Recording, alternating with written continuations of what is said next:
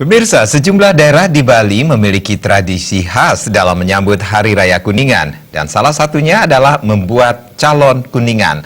Pembuatan calon tidak jauh berbeda dengan membuat sate lilit biasa.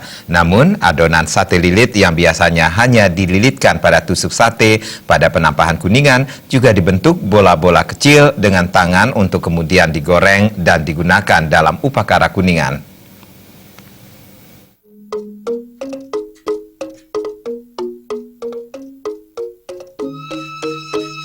Sebagian besar masyarakat Bali melakukan tradisi nyate pada Hari Raya Galungan. Namun ada hal yang membedakan penampahan Galungan dan Kuningan, yakni adanya tradisi membuat calon.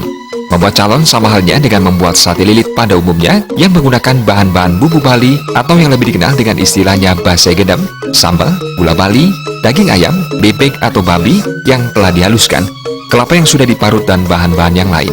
Semua bahan tersebut diolah dan dicampur sehingga menjadi adonan yang biasa digunakan untuk membuat sate.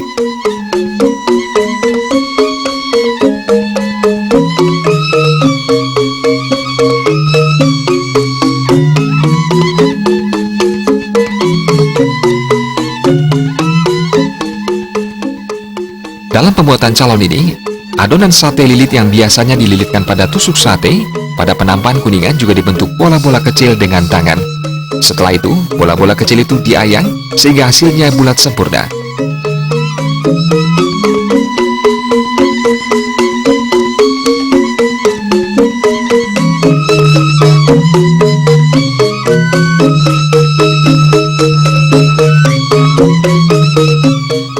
Hal yang membedakan calon dengan sate lilit, jika sate lilit biasanya dibakar, namun calon digoreng.